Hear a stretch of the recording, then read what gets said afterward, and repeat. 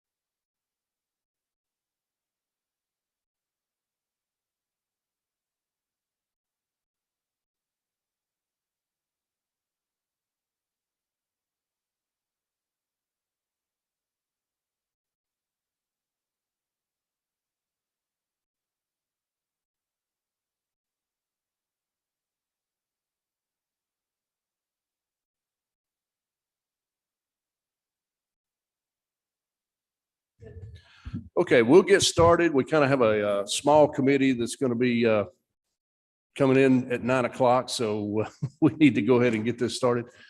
Blake.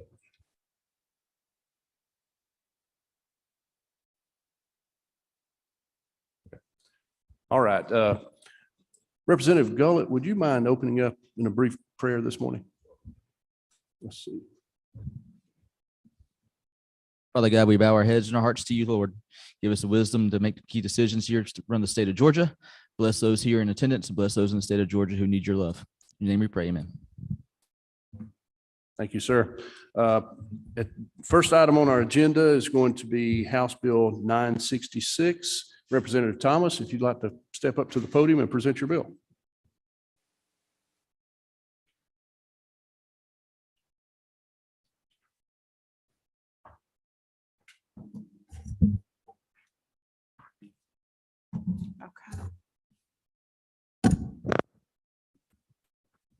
Good morning.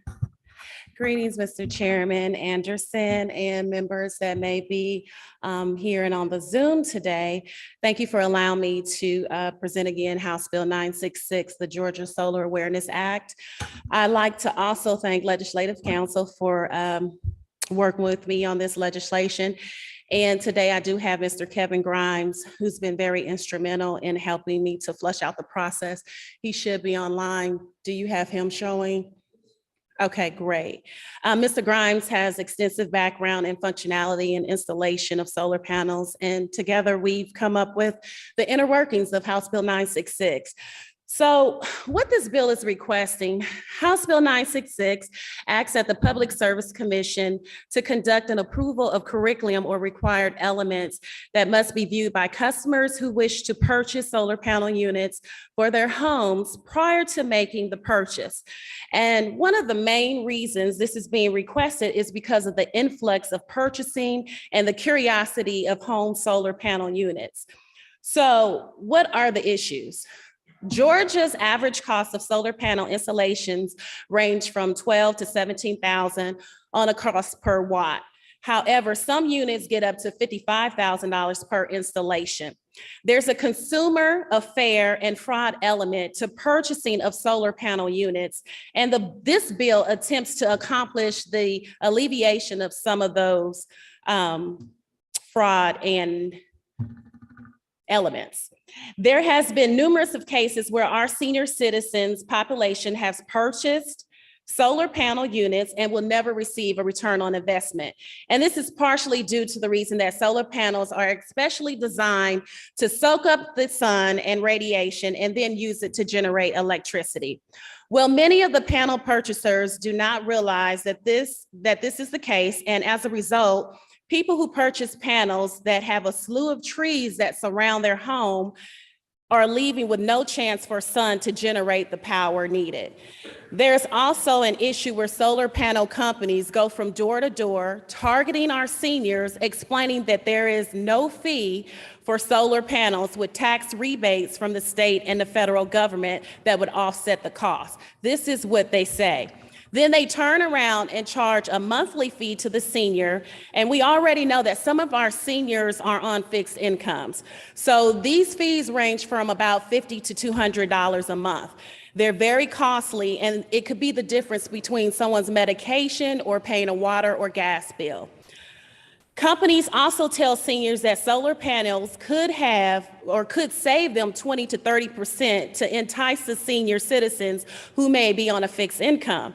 The senior citizen receives their first bill, their second bill, and their third bill, and after the panels are installed with no decrease in their bill, what are they to do? The last thing is that there's installation fees. So these companies will tell the seniors it's a long and grueling process to fill out all this paperwork, and the senior agrees to let the company file the rebates, and then the company charges them thousands of dollars in fees for these rebates. Not to mention, the panel installer tries to lower the cost by using counterfeit equipment or low-grade materials. So that causes additional problems in the short and long run, like the damage to the roofs, cracks in the panels. So as I stated earlier, the ask is a presentation video to be administered and approved by the Service Public Commission, who I have spoken to. They have not taken a position, but they are willing to implement this if this should go forth. As outlined in the bill 966, which I'll read the LC number into record 364953, on lines 33 through 38, it explains exactly what we're attempting to do. And I'll just read this very quickly. Prior to any solar technology procurement, a solar technology agent shall require the retail consumer to view a solar awareness presentation and to certify that such solar awareness presentation has been viewed in its entirety. The solar technology agent shall maintain such certification for as long as such solar technology agent maintains any records related to such solar technology procurement. This bill, like I say, is asking for a presentation video, which I will allow Mr. Kevin Grimes to go into further. It also asks in line 41 through 51, how this presentation will be set up. It determines the providers approved to conduct or produce such solar awareness presentation. A minimum such solar awareness presentation shall include the ongoing costs and maintenance associated with the solar technology and the current law in the state related to connecting the solar technology to an electric service provider's distribution system and metering. A solar technology agent or third party may submit to the commission a proposed solar awareness presentation, and upon receipt of which the commission shall have 30 days to approve, deny, or indicate which modifications are necessary to the submitted solar awareness presentation. The solar awareness presentation required under subsection A of this code section may be live or pre-recorded and may be made available online via some other format as may be approved by the commission. And at this time, Chairman, I would like to allow Mr. Kevin Grimes to further expound upon the presentation video. Okay, thank you. And we're pulling that up now. Thank you. Okay, and now we'll recognize Mr. Kevin Grimes on Zoom. Thank you, Mr. Chairman, for being recognized. I want to speak to a little bit why the video is important. So the video is important because in 2 to 3 minutes, you can provide the audible, audio version of things to be mindful of when evaluating the solar system. We looked at disclosures and all sorts of other options, and I'll just speak to why one was not effective and why the video was a little more. With respect to a disclosure, one of the things you'll hear is that, a disclosure might be the best method as done in real estate. But here are the differences. In real estate, both the buyer and seller are represented by a real estate agent. Both of those individuals are licensed by the state, and there is a board that oversees it. This is not true in solar. Another thing that's true about real estate is that there is an appraiser who assesses the value of the system. That appraiser is also licensed by the state, and there's oversight in the state. There's no such licensure in solar. And then lastly, prior to getting that disclosure, in a real estate transaction, you go to a closing attorney's office. The closing attorney is a neutral third party who's also licensed and regulated by the state. So when you have all those people who are regulated by the state, then yes, a disclosure can be appropriate because there's already licensing, regulation, and things in place to make sure that everyone's held to an ethical standard. None of that exists in solar. There is no state licensor. There is no state board, but we want to skip over all of that. And then the same individuals, some of the same individuals who are causing the problem, we want to let them write a disclosure and then trust them to do a disclosure. That is why the disclosure was not effective. Where again, if you put it into the consumer's hand and allow the consumer and the state to provide an opportunity to provide the education, that's more effective. And lastly, I'll just say this last piece. I'm not a young person. I'm not a super old person, but I don't think I've ever recalled a time in my lifetime where the state, as represented by State Representative Mandisha, the power companies and the consumers have all agreed that this is a good thing to do. I've never seen it. So again, when you look at who's asking for the video, it's the state, the consumers, and the utility companies. And when you look at who's asking for the disclosures, it's the unregulated body whose members are actually causing the problem. So for me, this was just common sense legislation, which is often, talked about and rarely seen. But again, a 2 to 3 minute video that just explains the high points. North facing solar panels are ineffective. If you're in the shaded area, it's ineffective. Take the cost of your solar system and divide it by your monthly payment. That'll tell you how long it takes for you to break even. Just those basic things that are not designed to either convince or discourage someone from buying solar. Just common sense. These are the things you need to know when purchasing solar. And I digress. And by the way, I'm into solar energy. I support solar. I believe the solar is future, but right now it is not responsible. And as a member of the solar community, I think there is a responsibility to raise awareness. And this is the least intrusive way, because in reality, people could ask for solar licensing and solar regulation.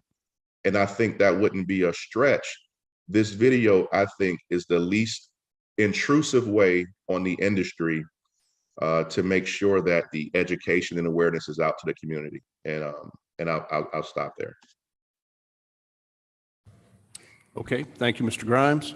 I believe we have one question here. If I'll recognize Representative Gullett. Hey, thank you for your testimony. A question related to, it seems like when you're talking about disclosures and you're talking about the video potential, that you're running them as a comparison of one another.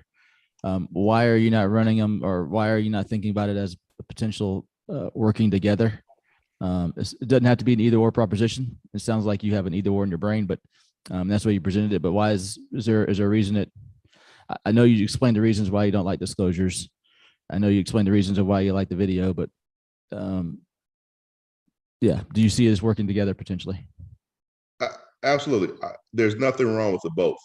And using that same example that I gave real estate, it is both, right? Where the realtors are licensed, they have their obligations. The appraisers are licensed to the state, they have their obligations. The closing attorneys are licensed through the state, and there are still disclosures. So yeah, for me, it's not an either or, it's an and statement. But if there is a scenario where there's a pick one, my choice would be the video. but I am not against having both videos and disclosures. I'm not against that. Okay, thank you. We have one question online. Representative, you said Drenner? Representative Drenner? Hi, good morning, everybody. And thank you, Representative Thomas, for a great presentation. The only question that I really have is, and I'm sitting in the car, so excuse me, is going back to the video production.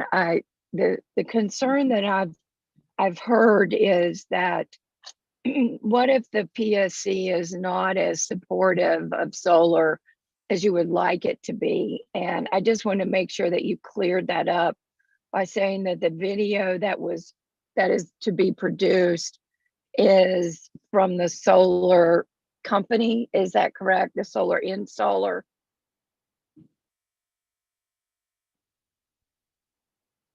In other words, who's going to do the video? Representative Thompson. Yes.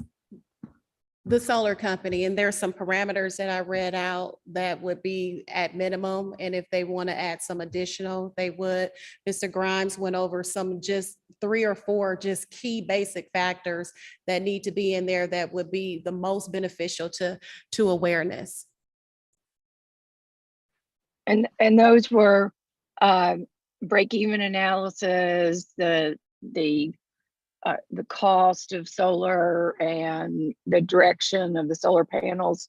Were those the operating parameters? I believe so. If Mr. Grimes wants to recap those 3 to 4 items. Yes, so there's some basic parameters.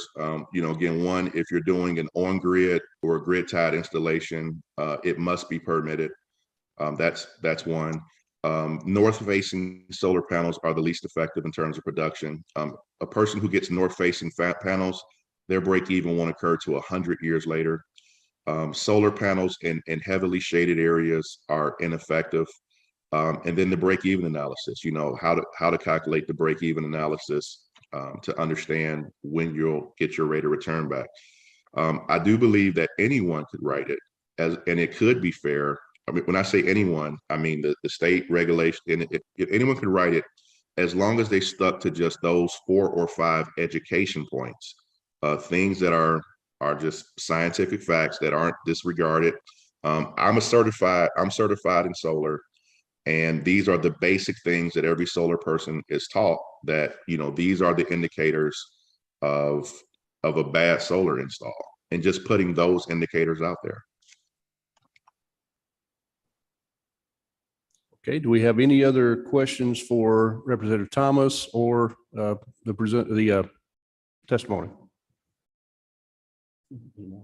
Okay, thank you. Thank you, sir. Next, we have on our agenda House Bill 1494. Representative Gullett, if you'd like to come to the podium and present your bill, sir.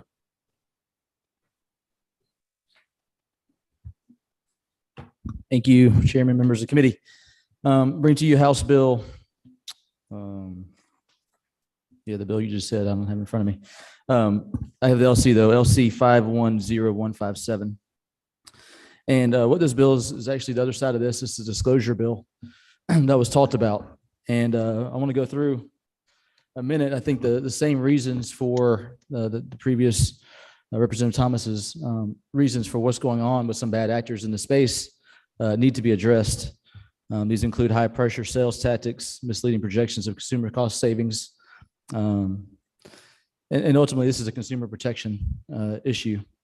One mechanism that over a dozen states have already successfully employed to address this is contract disclosures for solar, and that they are included to execute solar contracts. This disclosure will ensure customers have access to key assumptions that were made that they can reference and verify in order to help them guard against misleading and inaccurate sales information. And I believe this is a good first step in the defense of solar scams and bad actors. I don't think it's the final step, but I do think it's a good first step. We'll go through the bill quickly. I know we're touched on time. It's slightly long, so just bear with me. But I think it's important that you see how complex this process is when you're purchasing these systems. Line 14 through 26 are definitions. Those are just common. 46.3.601, starting at line 27, is where we state that the installation of these services must be completed by the licensed electrical contractor. 46.3.602 is the actual disclosure details. This is what's going to be provided in the disclosure. Line 37 is the buyer or lessee information, the name, address. Line 38 is the installation contractor's information, or name, address, license number, etc. Line 41 is the maintenance contractor information. Line 45 is a written statement highlighting whether they are purchasing or leasing the system. Line 55 is the total cost to be paid by the buyer or lessee over the life of the agreement. 57, the payment schedule information. 62, line 62 is documenting the state or federal rebates or tax incentives. Line 64 is the assumption that is used to calculate the savings. Line 68 is the fee disclosures. Line 71 is a cautionary statement if the buyer is financing the purchase. Line 77 is another cautionary statement if the seller is assisting with the financing of that system. Line 83 is notifying the buyer or lessee of a cooling off period of at least 3 days. And I think that's important. If there are high pressure sales taxes on these things, then this at least gives the buyer the ability to pause and maybe talk to people that they trust about these assumptions in here. Line 89 is the system size and generation assumptions. 98 is the performance or production guarantees. Line 99 is the ownership of tax credits, rebates, and incentives. And generally, if the homeowner agrees to a solar lease or power purchase with a third-party system owner, the homeowner will be unable to take advantage of these incentives. So that's important that they know this. Line 103 is property tax disclaimer. 107 is the installation timeline or schedule. Line 109 is the disclosure as to whether the maintenance or repairs are included in the price. Line 111 is the disclosure as to whether the warranty or maintenance obligations can be sold or transferred. Line 117 is the requirements for interconnecting the system to the utility system, also known as connecting to the grid. This procedure involves ensuring that the system complies with local utility technical and administrative prerequisites and applicable codes and standards. Line 119 will notify who is responsible for getting approval to connect to the grid. Line 121 is a description of any roof warranties. Line 122 is a notification for lessees as to whether the seller will insure the system against damages. Line 125 is a statement as to whether the buyer is responsible for obtaining insurance coverage. Line 129 is a lien disclosure. Line 132 is a fixture filing disclosure, and that's when a solar installation is financed through a lease or power purchase agreement. The third party owns the system. A fixture filing allows the third party to legally take possession of the system if the contract is breached. Repossession. A fixture filing can make it more complicated for a homeowner to refinance or convey their property. And a homeowner seeking to sell or refinance the home may need to have a fixture filing released by paying off the remaining contract. Line 135, it is a disclosure about the ability to modify or transfer ownership and saying it's subject to review by a third party. 139 is a disclosure on the transferability of the lease agreement upon the sale of property. Line 142 is additional section for the seller to provide additional information. And line 144 will allow that the statement to be sent electronically if the intended recipient acknowledges its receipt. And the reason I go through all of these different lines is to show how complex the process is to buy one of these. All of the information that's used to make a good decision.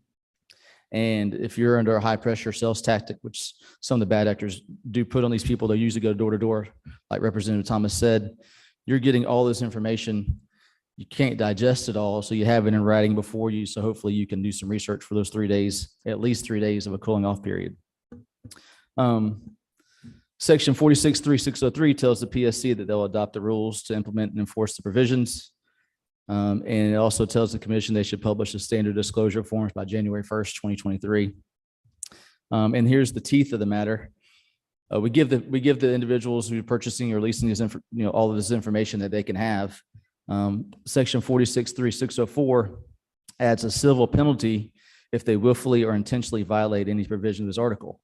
So if they give bad information, that allows the person who just got ripped off to file suit civilly to collect damages against that. So that's the teeth. This gives the ability to have all the information that was provided to them by the seller. And this is what they told me. Here's the calculations that they used. And this is not what I'm receiving. This is not what's happening for my grid for the bad actors. This is not what's happening for my bills that's coming down. They have it in writing as part of the contract. That's what they use to sue. And section 46.3605 states that who this disclosure does not apply to. And there are a few there. This is modeled in, like I said, multiple states, over a dozen states. We use Florida's really as a basis for what we did here. And again, I think this is a good first step for us to figure out how to bring these bad actors in as we continue to learn about the solar environment and the process. It's just a new process, and these are very, very expensive systems, and people aren't used to knowing how to buy them or what to look for. Happy to answer any questions. Okay, Representative Gullett, we do have one question in the room here from Representative Montahan. Well, thank you, Mr. Chairman, and thank you, Representative Gullett, for bringing this bill. I think I'm honored to know where this bill, or part of the reason why this bill came to fruition. And isn't it true that our local EMC, we had a great meeting with a lot of different regional reps and senators, where they described this problem to each one of us and gave us very compelling stories about how consumers were being hurt in a financially disastrous way, installing systems that were either way larger than they could ever use, or installed on angles of houses that gets little to no sunlight, or under humongous shade trees, and just all sorts of kind of bad and ill-proposed ideas, and they're just being thrown out. And that this bill here is doing something to help stave some of that off, to make sure that these are licensed people who are going to do a good job for the citizens of Georgia.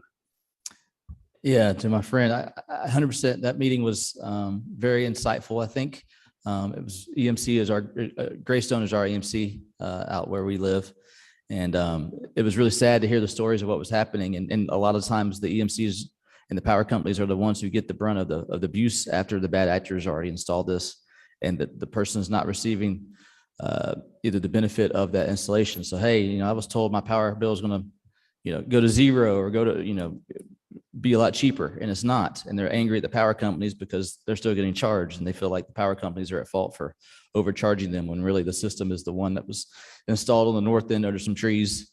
And a lot of times these are people who are on fixed incomes and older. Yes, you know exactly what you speak. So thank you for that question. And Mr. Chairman, if you'll indulge me, I got a few more comments I'll make. And Representative, isn't it true that some of the stories we heard included people or salesmen of these particular companies who had, fake Georgia Power or EMC badges on as they walk through communities peddling cheap solar systems? 100%, yes. Okay. Well, I thank you very much, and I can again agree with you. I tell you, there's one thing that'll get us motivated, and that is people ripping off the good people of Paulding County. And I appreciate you bringing this bill. Thank you. Okay, and we have on Zoom Representative Drenner. Thank you, Mr. Chairman. Representative Gullett, excuse me, I think that your bill is outstanding, and I'm wholeheartedly supportive of it. And you may not know the answer to this, but I'm going to make my comment anyway. Representative Thomas's bill, House Bill 966, is kind of like the precursor to your bill. Both of them seek to protect consumers. And I noticed on the agenda today that only your bill is getting a vote. And I would really like to vote in the affirmative for both bills to move forward. They are different approaches, and yet they both are designed to protect from bad actors. So I just wanted to make that comment to you, Mr. Chairman, and to you, Representative Gollop. Representative Goldal. Representative Drenner, thank you for the comment. We're actually holding a hearing only on both bills today. So we've kind of adjusted that focus a little bit. So, but thank you for the comment. Do we have any other questions? Okay, at this point we have, thank you, Representative Gullett. Thank you. We do have someone signed up to speak to the bill, and Mr. Don Moreland with Georgia Solar Energy, if you'd like to approach the podium. You had signed up to speak to both bills, so we kind of held that till the end. That's the only sign up we had. So when he finishes, if anyone else would like to speak, if you'll just let us know up front, we'll recognize you. Thank you very much for having me and hearing these two important bills about consumer protections for solar energy in Georgia. My name is Don Moreland with the Georgia Solar Energy Association, and I just want to make a couple of comments and then about the issue itself. Georgia Solar Energy Association was established about 14 years ago. It's been one of the main solar 501c3 nonprofit advocacy and education organizations in Georgia for a very long time. And I have been in this industry for a very long time as well, longer than I care to admit, but I'm going on year 12 now. And I've been a member of Georgia Solar for quite a while. And just to level set some of the conversation is a lot of what we're talking about are things that have just kind of come upon the solar scene in recent years. Members of the Georgia Solar Energy Association have been around for a long time. It's a tight-knit community. We have ethical standards in place that we go by. And any member of that organization or any other solar organizations in Georgia worth their salt do properly and ethically abide by things that these two bills are designed to protect against. What we're talking about is just a small handful of very loud bad actors that are out there making life a little bit more difficult for the rest of us. So I just want to kind of put that into perspective. This is a novel situation.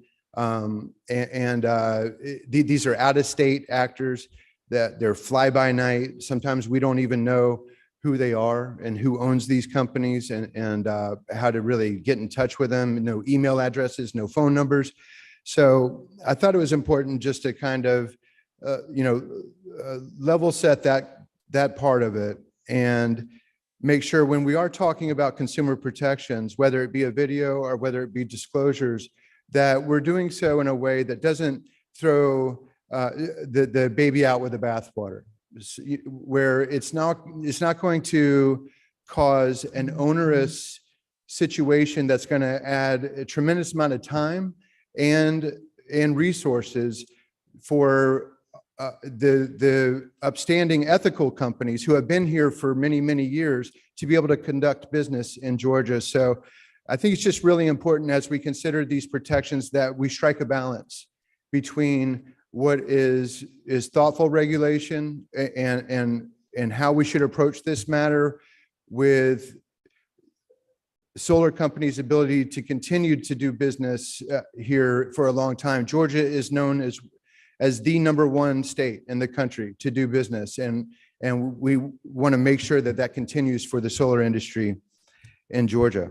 I do have a whole bullet list of things that I've looked at for HB 966 and Representative Gollett's bill. I don't know if I need to get into all of that right now. I'm happy to. I don't want to waste the committee's time so much, but just one other thing I want to say, in addition to making sure we strike that right balance, is whenever we engage or a third party, say the Public Service Commission, would be involved with either a video or promulgating these disclosures, I would ask that we make sure that that's done in a very calculated way with a proper framework that really spells out exactly what the intentions of these bills are for the commission to be able to execute upon. Solar has taken off quite a bit in Georgia. We're ranked in the top 10 in the country, but overwhelming majority of that is with utility scale solar. The rooftop solar market, which is what we're talking about here today with consumer protections, is still coming along. There's still barriers to rooftop solar, and we don't want to create another barrier by over-regulating and overburdening these good companies that have been here for a long time, that have been following the rules and following these proper disclosures for a long time. The last thing I'll say is, moving forward, the Georgia Solar Energy Association has been here for a long time. We are here to engage with lawmakers and folks who are interested in our industry and interested in regulating it and interested in any consumer protections. So moving forward, we are just consider our door is open, and we would like to collaborate as much as we can with anybody promulgating any consumer protection laws moving forward. Thank you, Mr. Moreland. And I would recommend, you'd mentioned those bullet points. I'd recommend getting with each of the authors maybe and sharing that information. We're in a little bit of a time crunch. We got rules committee that's going to be coming in here in a few minutes. So we do. Yes, please, if you will, come to the podium and identify yourself. And good day to you, sir. My name is John L. Carroll Menifee. I am the owner, or co-owner of Solar Time USA. We've been around since 2015. And I just want to share the practices, at least we administer throughout the state, is that we produce an energy usage graph for our clients. We try to help them understand what their energy usage is. We always say, starting out, we need your 12-month electricity usage. Then we show how their usage is versus how much their solar energy production is. And then from there, we let them make an educated decision. There's no high pressure sales. We're not here to push people to close anything. There's one client that he pays like $1,500 for 3 months during the summertime, and then his bill drops to $300. Hey, solar's not for you. We're not trying to burn your pocketbook. We don't want you to say anything negative against us. But then there are actors out there that do, they're not ethical, and they're into high pressure sales and closing a client right then and there. And I would suggest that before we start going into making bills and make it harder for companies like myself, companies that are members of the Georgia Solar Energy Association. I'm on the board. I sit on the policy committee. Listen and participate with our lobbyists and all about the best policies for Georgia. As far as boots on the ground, we need to work together before we put bills out there that could hurt the industry, hurt jobs. We want to keep good jobs in Georgia, but we cannot have people hurting our client base. So that's all I got to say. Thank you. Okay, if you'll, one second, we do have a question, Representative Gullett. Yeah, I just want Ma'am. to respond real fast. So I agree with you, and I want to thank you for being a good steward of the solar installation process for residential people and helping people who this does benefit. This bill, my bill, and I don't think Representative Thomas, I'm going to speak for a bill. I don't think either one we're not trying to put barriers in place to stop you from doing business. We're trying to put barriers in place for bad actors to have to overcome, not good actors to overcome. And that's the goal, I think, of these two bills, is really to help you get more clients, because you're the good people installing these, and to help the bad people hit the road and go somewhere else, because they're not, their business is not welcome in Georgia. Good actors' business we want all day. So. Yeah, and I like just respond to that. And then I appreciate that. That's where we have to have that dialogue, because, we're the boots on the ground, and we know what certain statements that would probably turn people off rather than on. Me personally, I don't prey on senior citizens. I understand that, and I'm just totally against people who do to turn a dollar. We, as the board, we do hear of that, of the larger nationals that come in. They have their people all over the place. And it's just like, it's totally unethical. It's a machine, you know, it's not a service. So we want to make sure that we are supportive. I'm all into laws now. I mean, we got to have a law to drive down the street with insurance because somebody get hit. We want to make sure that people can fix their vehicles and fix their bodies. Laws are important, but to make sure that the laws work for the community, the solar community, and as well as the consumer rights, because we have the NREL, the National Renewable Energy Laboratory, okay? They have 3 pillars of consumer rights, solar consumer rights. Number 1 is to make sure that the equipment is registered under what I think is UL testing laboratories, that the equipment works, okay? Second of all, can the installer perform? Okay, are they a licensed electrician? You know, can they do the work? Okay. Number 3 is the policies, is it good policies? So for the consumer, so this is a multiple layer of policies, but yeah, we stand here ready to share my 2 cents as far as legislation is concerned, and thank y'all for your time. Thank you very much. And if anyone else wishes to speak to the bill, we will be taking this up at our regular committee meeting this afternoon.